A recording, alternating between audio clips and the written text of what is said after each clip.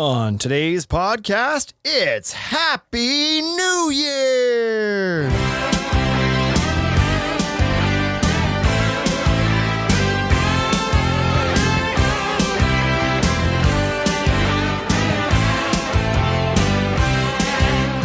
Welcome to the first episode of the Ultimate Deck Podcast in 2020. 2020. All right. Already. 10-year goals? Holy smokes. Well, it's a new year. You got it's me all a new worried decade. here now. Let's give her. Yeah. We just said goodbye to the teens, hey? The 20 teens. Do you remember it wasn't that long ago when we were all worried about this Y2K? podcast thing not even working because the date was going to change on it? No. Like, No, we never worried about that. We'd been through Y2K.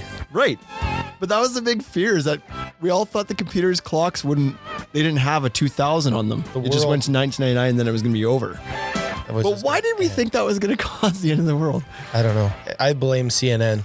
Yeah, probably mostly. I mean, I get it. You maybe didn't want to be flying somewhere in the middle of the day, middle of the night when the clock ticked over, just in case.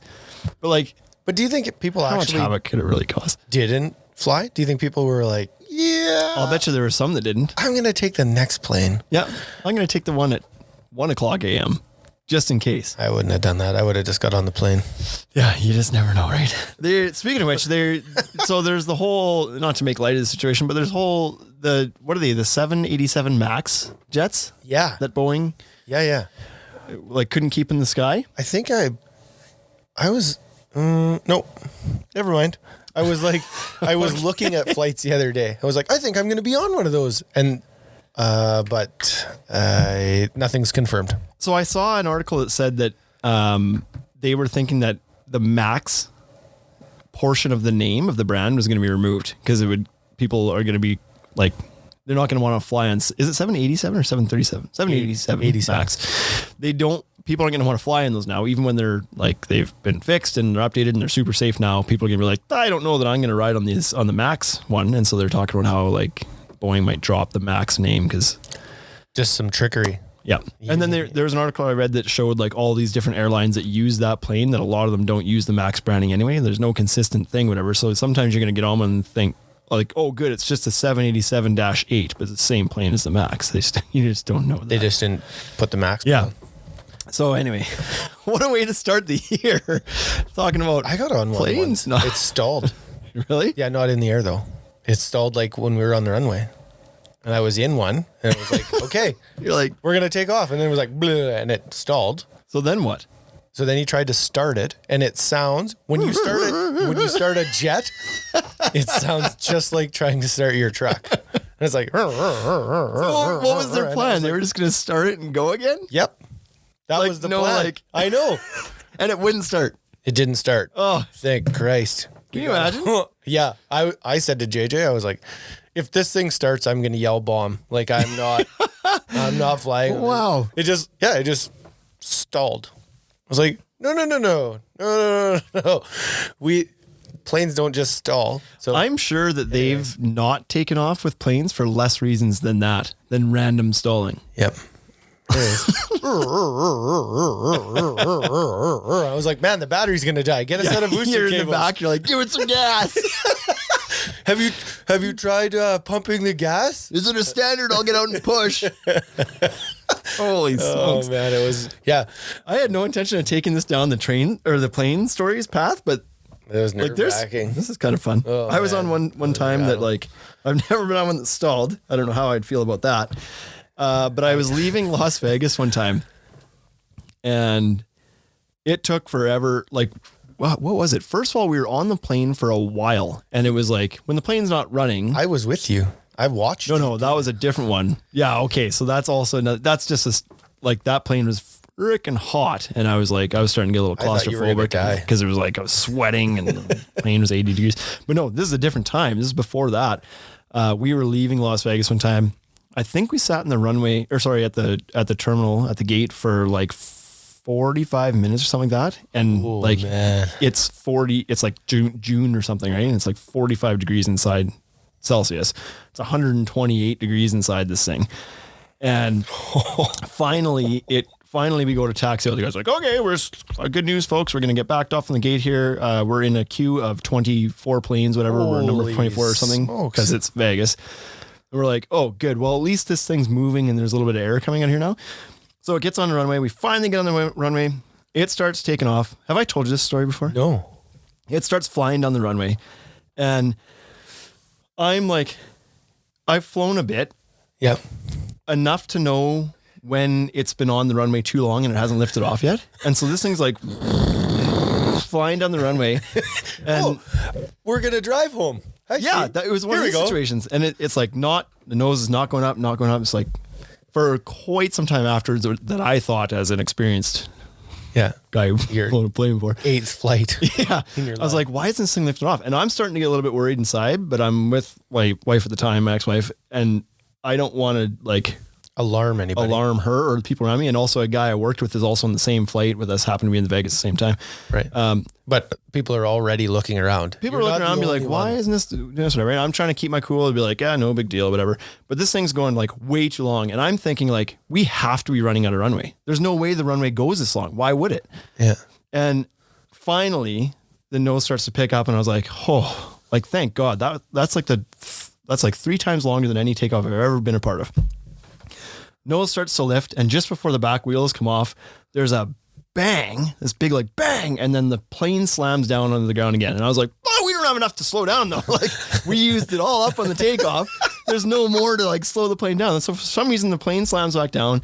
The friggin' like whatever dampers or the brakes come on. Air brakes, I think they're called. It's like there was a few people on the plate that screamed when the bang happened or whatever. And it rolls to like a controllable speed, and it's like, okay, well, like we didn't run out of runway, I guess that's good, but like what the hell just happened? And so then the captain comes on, he's like, sorry folks, just ran into a little bit of something. He says wind shear is what he says. Everybody else thinks he says windshield because he's like, just ran into some windshield shear or whatever. And so everybody's like, what the hell? What did we hit? We're gonna have to taxi back in because we're gonna need to figure out a little bit more about the situation and refuel because you burn off like 80% of your fuel during takeoff. Right. And so we did the takeoff 3 times. Yeah. 3 times worth of takeoff. And then we're going to do this again. Same plane. Going back. We're going back. We're going to fill up. We're going to do it again with the same plane. And you're thinking, I got to get off this plane. Yeah.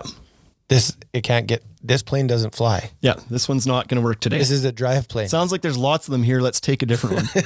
I want to go 23rd in the queue, please. Yeah. So back to the gate to park again for them to inspect what happened or whatever and refuel the plane. That takes another hour and a half in this 45-degree tube, and they won't let us out. No. We have to stay on the plane. Security reasons. Turns out what it wasn't the wind shield. It's some phenomenon called wind shear that happens semi-frequently in Vegas because of how windy it is. And apparently it's when like the wind starts to like circulate down towards the ground in like a circular motion. Okay. And what can happen is if the plane takes off, this is the most common cause of plane accidents during takeoff, apparently. If that plane tries to go up and the wind is circling down, it'll like slam the plane back into the ground. So I don't know if the wind shear slammed the plane back down or if they aborted the takeoff and put it down on purpose. But apparently in my research afterwards, had we actually taken off, that would have been a very risky maneuver and we could have like crashed later because it would have. Yeah. Wow. So anyway. So I've never been that close. So, like, pretty scary stuff. It was as close as I got, and then it was over. Yeah. So and we actually did get off the plane because they were like, "Oh, this was broken. This one's broken. It won't start." Yeah, new plane. I was like, "Yeah, good call." Yeah. Then we got on that one. They went to do the de-icing, and somebody had forgot to close the emergency hatch, and so then they sprayed de-icing fluid on the electronics in the cabin, Jeez. And so then they had to bring a guy in and replace one of the dashboards. Yeah. So I can't remember if this. I feel like this was the same flight. Bad.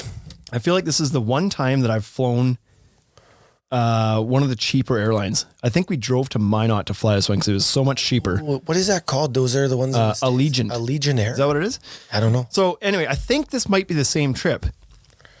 But anyway, so you're already like a little bit not confident on this. You're like, yep. You're already like, oh, budget airline. It's already in your head a little bit, right? So when something like that happens, you're like, probably not the most experienced guy up there.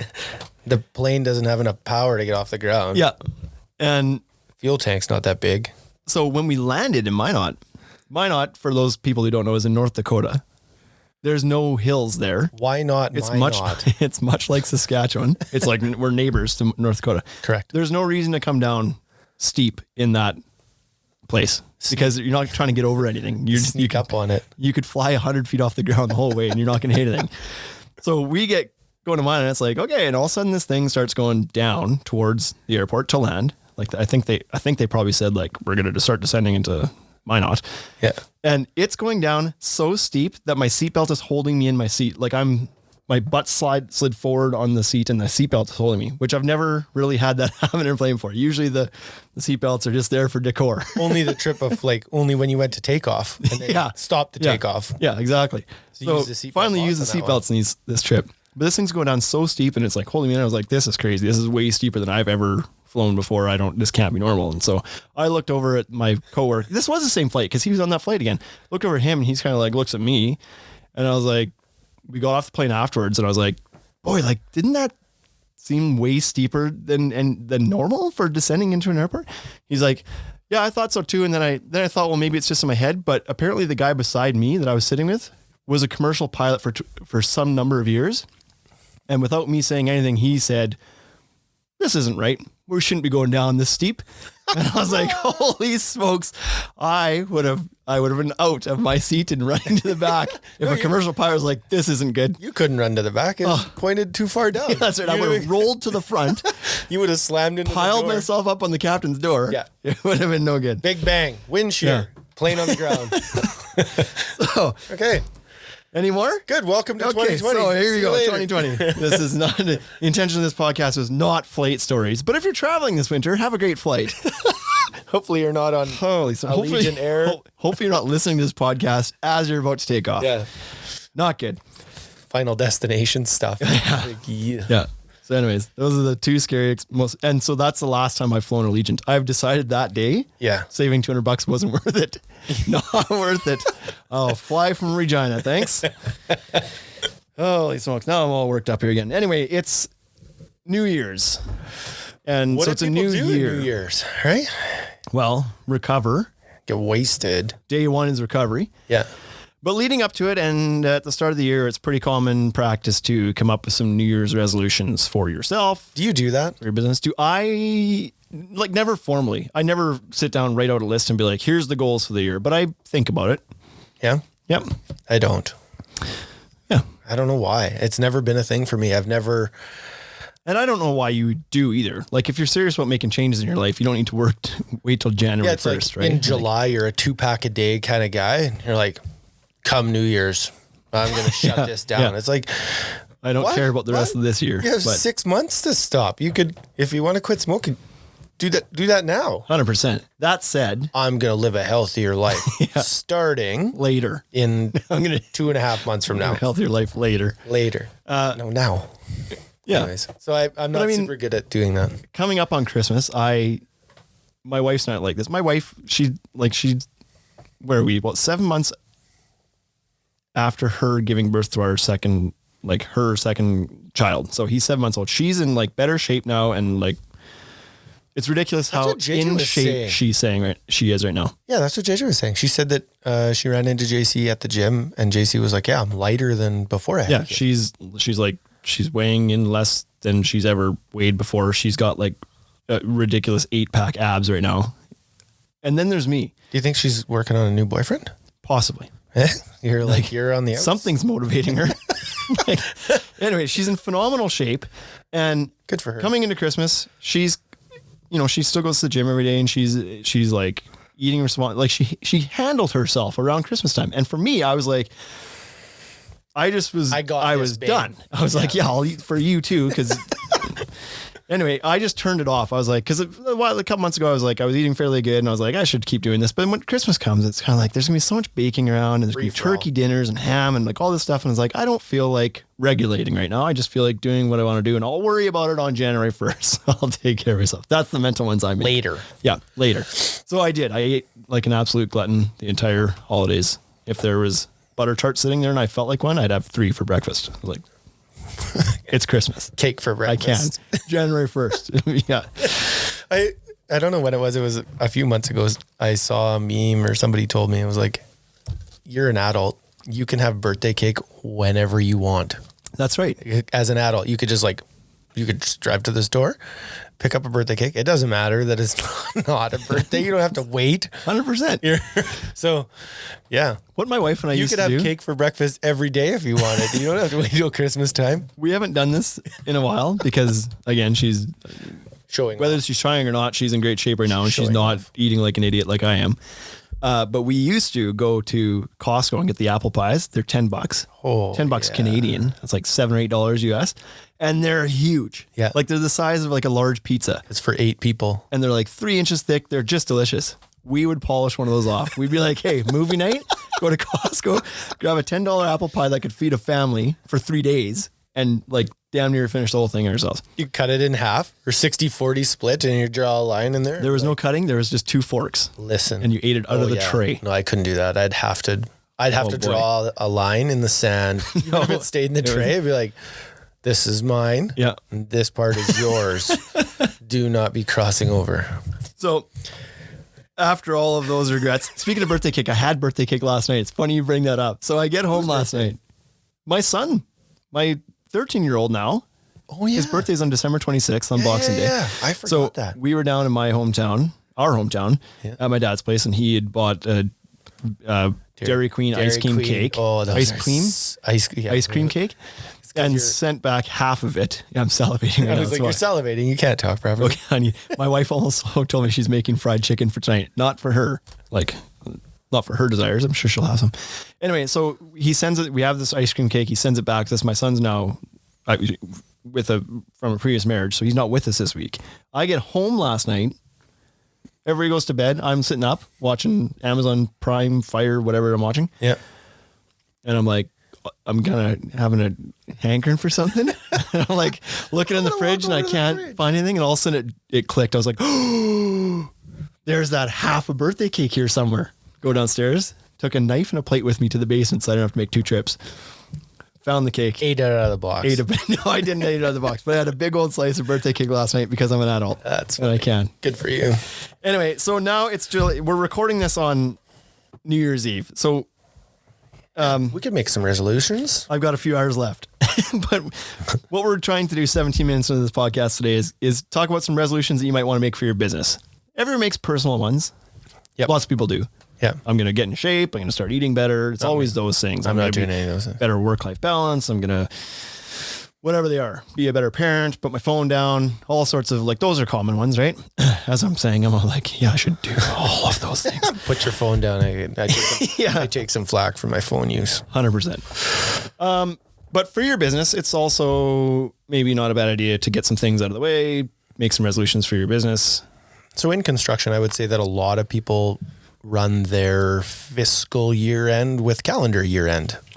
Probably. I would think that's probably most common. Yeah. So unlike slow down. personally, where it's like January 1st is really just a different day. It's not it's just mental that we treat it any differently. Correct, It doesn't, yeah. nothing changes, but for your business, things actually do kind of close and start on January 1st. So there actually is some reasons to give your business some thought and some resolution, Give it attention some attention that day. at this time of year. So we came up with 5 things that you might want to consider as you enter into the new year. And probably that we should do too. So Yeah, this was a good one. As we made the list, we're like, well, we should probably do this pay better. attention to them, We right? should do this better. Yeah. So do what we say, not what we do. Yeah. Number 1 is to take a mental break. This is for people in this industry an off season for the most part. You may be in a climate that's maybe a little bit more moderate and doesn't force you out of work in the middle of winter, but everybody slows down a little bit in the winter, I think, for the most part, or most of us do. Yeah.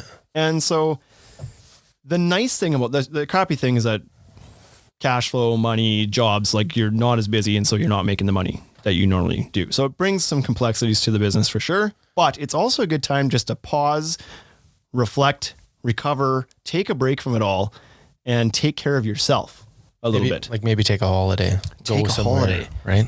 Yeah, if you haven't traveled all year, because it's tough for guys in this industry to get away in the summer. If a lot of times you're working in the business, you are on the tools. And so if you're not there, your business isn't operating. Yeah. And so tough to get away in the middle of the kind of making hay while the sun shines period. And so now is a perfect time to, Christmas is out of the way, book a holiday, get away. Doesn't have to be expensive or extravagant. Just get out of town with a family or something and go spend some time away. Yeah, depending on where you live, right? You could do something local. You know, if you're,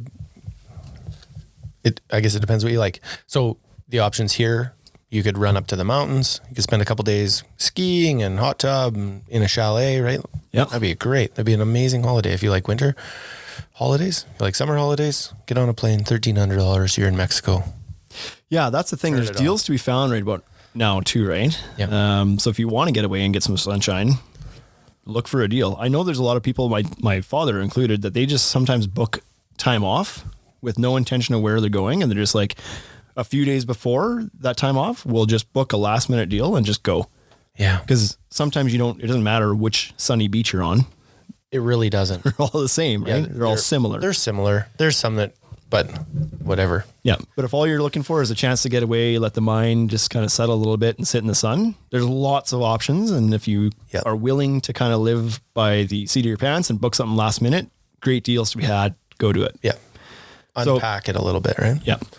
It's such a hectic season that it really builds up on you, and it's good just to let it ungo. The nice thing about Christmas, I even noticed this year, and I don't know if this is every year, but you and I didn't talk for about 4 days over Christmas, which is not normal. It's not normal. Like we talk daily. Even if it's just text messaging, right? Yeah. So, but it was just like we were away, and it was just for the first time I didn't have to think about the business too much, and it was just kind of nice to not. Yep. I mean, you're always thinking about it, but there was nothing pressing or urgent. It's like, just take the 3 days. We both know we're both out of town. Correct. There's no employees back at the store. Yep. Everybody's off. Yep. Chill. Yeah, I think did I call you yesterday? Maybe the day before. Anyways, JJ was with me when I called you, and she was just like, when was the last time you actually talked to Shane? I was like, I don't know. Well, a week ago, maybe. That's how I knew you were like, your holidays were done, because you phoned and was like, hey, he's driving. Hi. Yeah. Hello. Like, yours is over. Yeah. Yeah. And you answered, you're like, 2 more days. Yeah. Leave me alone. So, but anyways, it's not just Christmas we're talking about, but like, just take a break. And even if you can't afford to go anywhere, if that's not an option to actually physically leave somewhere, just like spend some time at home, have a staycation, read a book, watch some movies. Sonic the Hedgehog game for Xbox or something. Do that. Is that a thing? It's out. I heard. Sonic on Hedgehog on Xbox. Mm-hmm. Well, I'm too far removed from my gaming years to know that that's a thing, because that used to be 2 different platforms. It used to be like, but Sega's been gone for a long time. Well, maybe it's not. Maybe it's in place. Well, it probably is. It's not on Sega. I'll tell you that much. That's right. It's for sure not Sega. Anyway, mental break. Do that. It's good for your mental health. Go back and listen to the mental health podcast too. Yeah. It's important to take mental breaks. Because like when you come out of that vacation, you'll come out stronger than you were. And you're ready to go. It fires you back up again. Yep. You know what I mean? Like, it's important. If you play sports, you don't go out and play hockey for 60 minutes straight. Whole game. Yeah. You take a break, get your wind back, go again. Yep. So great. Do that. Number 2, we mentioned that a lot of people's fiscal years end on December 31st. And so that's a good time to start, like, let's get our taxes done now. This is when we should really listen to ourselves here. But I think we're actually in good shape this year. Tax season, you don't have to have your stuff done until Q2, but you're busy in Q2. Really, right? Really busy. Busy. So get it all put together now while you have some extra time. That way you're not rushing through it. You're not getting more frustrated. And so the only thing that you would have left to do is you would have to reconcile a bank statement from December, because you don't get those until mid-January, and then your credit card statements. But it's like, okay, so you have to reconcile 2 bank statements, like your credit card and your bank account. That's the fastest. That's 15 minutes. So do everything else. Yeah, you can do 95% of it now. Your accountant might even give you a break, because you're not the guy like rolling in a week before taxes are due being like, here's my shoebox of shit. Yeah. He's so mad at you. Do that now. Yeah, exactly. He has time. You have time. People. Yeah. So anyways, we're going to cut the show short and go do our taxes right now. No, ours are good. But yeah, no, Randy's worked on it all year. It's just a good time to clean it all up. Because when you're trying to nobody enjoys that stuff. Nobody enjoys this part of the business. So when you're doing it and you've got a million other things that you'd rather be doing, or that are arguably more important for the business to be running, it's hard to give this priority in the heat of the moment like that. Yep. And it's hard to enjoy it. But if you can take your time a little bit and be like, listen, I don't have to be done this by 2 a.m. tonight. Yep. Like, I've got some time. then pick your way through it and it just do the taxes. make your life a little bit easier. One of the most important parts of your whole business. Yeah, that's right. End of it. Number 3 is to think back on the year you had, 2019, look at your successes and reach out to the people that got you there. Thank some people, your customers, your vendors, your partners, the other trades you work with. We suck at this. Your employees. We got to do better. Yeah, I think we're good Hashtag in set some goals. ways, like with some of these people, but not with other people. So I always think this, we start getting Christmas cards in the mail around this time of year from our vendors and from our manufacturers and whatnot. And they're like, thanks for a great year. And it's like, we've never done that. And we probably should. And it's not that we're unfriendly. It's just, it's like we're disorganized. Maybe it's more what it is than anything. We just don't think of it to do it. I also don't value that either though. So yeah, I mean, when a card shows up and it's just like, if it's a personal note, that's one thing. But a lot of times it's just like, hey, thanks for your business in 2019. And it's just like, it's printed signatures that they just like print off 100 cards and mail them out. Like, it's like, okay. Yeah, I don't like that. Thanks, so I but wouldn't want to do that. Yeah. That's not my thing. Yeah. So, But if you've got the time to do it, and I mean, there's no doubt that it's like, it would mean something to some people, especially if you do add a level of personalization to it. And if it's your customers, maybe you throw something else in there. It's a thank you plus a something, right? Not just a card, but something on top of that. So if you're a contractor and you did whatever, 30 decks, 50 decks, it's easy enough for you to be able to personalize each card. For sure. Yeah. It costs you $50 to send those cards out. Yeah. Yeah. Thank them. Yeah. And the family. Family puts up with a ton of crap. And your family. Yeah, that's right. So there's a lot of people to thank. You didn't get here all by yourself. You worked with a team of people, whether it's your employees or your lumberyard or your customers. And yeah. And sometimes like a team dinner is a thank you. Yep. You know what I mean? But number 4 is to now sit down, do some planning, do some strategy, and set some goals for 2020. Know what you want to do ahead of time so you can do it. Because if you don't have a plan, it's tough to follow a plan that you don't have. Correct. So if you're running things ad hoc, it's just, you're going to be pulling your hair out all year. Yeah. Trying to struggle to It's a like planning is always a little bit stressful because you put things down and then you know, it's just like you get to July or August and maybe you haven't hit the plan. And so it's like you put a little extra pressure on yourself, but it also helps with some accountability too, right? It's like, for sure. Yeah. Well, if you follow the list, man. If you set some benchmarks, then you can kind of track your progress. If you don't put anything out there at the start of the year, you don't know what you're working towards, then it comes and goes and you never know whether you're on track or not. You're just kind of floating like a ship in the night kind of thing. And it's just, you're just aimless a little bit. Then you hit an iceberg and you sink to the ocean floor. Yeah, that's right. And you're just not like, when your mind is occupied with a million other different things in the heat of the season, you're not going to think about some of these things, but you're thinking about now. Yeah. So if you can jot those things down and refer back to it, be like, oh, right, it's July. I should be doing blah. Yeah. This right now. One goal was, I forgot to do that. Yeah. Don't give a discount or something. You know what I mean? Yeah. And like put that as your goal. Yeah. Put your learnings down. Don't expect, because I'm bad for this too. I think about the business like literally probably nonstop, and I come up with a lot of ideas and I think about writing it down. I was like, oh no, that's important enough that I'm not going to forget about that. Nope. But you need something to trigger it and cue it in you again. Yeah. And unless whatever happened to trigger it the first time happens again, it's not going to come back again. So it's important to jot those things down. Yeah. Number 5, most common. Oh yeah. Personal goal and business goal: lose weight. Lose weight. Not like you do you as far as your actual physical body weight does. Physical body weight. Yeah. I stepped on the scale, 219. There you go. Oh boy, I haven't close. since before Christmas. So I did it at Christmas. So we don't have a scale. I broke it. Yeah. No, we've never owned one. Caps at 205. Yeah, caps at 205. But whenever you go home for the holidays, there's a scale there. Yep. So I check it Easter and Thanksgiving and Christmas. Right? All your high points. Exactly.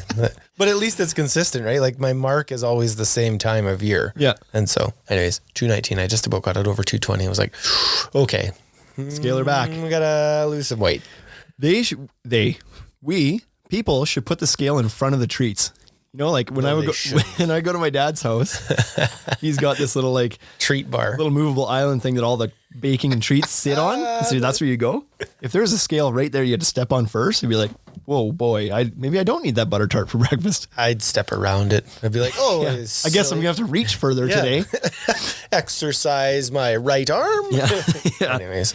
But what we're talking about here is in your business, lose the dead weight, lose the heavy stuff that on you. Become like, try to get your business to be more efficient. Find some like opportunities to be more efficient, to both financially and operationally. So this is funny. I like that one, the lose weight to me actually turns into like a person. It's like, if you have somebody on your team that's awful, Could be. Get rid of them now. Yeah. Like, what are you doing? Yeah, exactly. This could play a lot of different ways, right? That would be part of becoming more efficient. Stop trying to fit a square peg in a round hole if you got an employee that's just not working. Yep. Not fitting, not working with the business. Like let them go. There's never a bad time to do that. Yeah. But now's a good time. Start the year off right. That's right. But also there just might be some things like we mentioned, if you're running ad hoc, you're doing everything off the seat of your pants, you're not going to do any of it efficiently. If you can kind of plan things out and find some efficiencies in your business and focus on them a little bit, that's going to help you lose a lot of that weight. A lot of this weight we're talking about too is like stress and like mental weight that's on wearing on you, because that happens all the time, right? It sure does. That's part of number one, like taking that mental break. So at the same time, take that mental break, then come back and be like, what caused me to get there in the first place? And can I eliminate some of those things? Yeah. What caused me that stuff? Well, God, like owing bills when I don't have the money. It's like, okay, well, maybe there's things we can do now to set some goals, plan the budget a little bit better. Or communicate with people, like whatever it is, right? What causes me stress? When my guys don't show up to work. And it's like, well, who's not showing up to work? Why? Figure that out. Yeah. Figure out how you can. Oh, it's Bill. Bill never comes to work on Mondays after payday. New plan. Bill, you don't get paid anymore. Yeah. New bill. There's going to be a new bill now. Yeah. But yeah, just try to shed some of those things that are causing you unnecessary stress and burden and affecting your family life and your business and everything else. Now is a good time to sit down, plan those things out, put some thought behind them, put some effort behind them. Yeah. So I think it's a good list. I think we should actually maybe do some of this stuff. Yeah. I certainly have some goals. Let's practice what we preach. I have some goals for 2020. I've done that for sure. So our list is a lot longer than this. It's being in business is fun, and being in a young, growing business is funner. The funnest. That's the word. But every year is different because you grow and you learn every year. And so this winter feels just as crazy and exciting and confusing maybe at times as any winter. You never get to the finish line. There's no like, okay, I've been in business this long, I've learned this much, and now it's just good now. Now it just works. It just runs. If anything, it seems like every year there's more work to do. You learn more, and it's like, okay, well, now we've gotten past these hurdles. Here's the next batch of things we need to tackle. I also think that there's like a level of ambition that keeps pushing the goal line, the finish line further out, right? Yeah. It's like, for sure there is. You make whatever, you make $1 million, and it's like, well, that was fun. Now what? Push that line out further. Yeah. Okay. And then it's 2, and then it's 10, and then it's whatever, and then it's 50. Yeah. So, yeah, I don't know. Build one deck that was $100,000 deck, and then you do that, and it's like, okay, well, let's do 2 next year. Yeah. Let's do 5. So all depends on your mindset, right? Yeah. Some people are happy. They're just like, I did 20 decks this year. I comfortably paid my bills. I have a truck that's not like, it's only 5 years old. I'm happy. I'm good here doing this. I just want to book 20 more this year. Yeah. And if that's you, that's great. That's like all about just being happy. So if that's what makes you happy, then good deal. But for a lot of people that get into business, they get into business for the challenge, and they want to grow, and they want to keep challenging themselves and stuff. And so, put it down, chase it. Yep. So this is 2020 now. And so time 59, to take out 59. This is 59. Yeah. Take out the whiteboard eraser, clear the board off, set the new goals. Think about what you want to accomplish this year. Get after it. Think what you want to do this year. Learn. I'm going to take a mental break next week, and then it's on for me. Yeah, you've got a holiday plan here, a little bit of a break coming up here. Yep. It's good. Great. And then it's go time. Go time. Spring is not that far away. That's the crazy thing. What do you do all winter? It's like, well, it's shorter than you think. So thanks so much for tuning in. Happy New Year, and best of luck this year in 2020, everyone.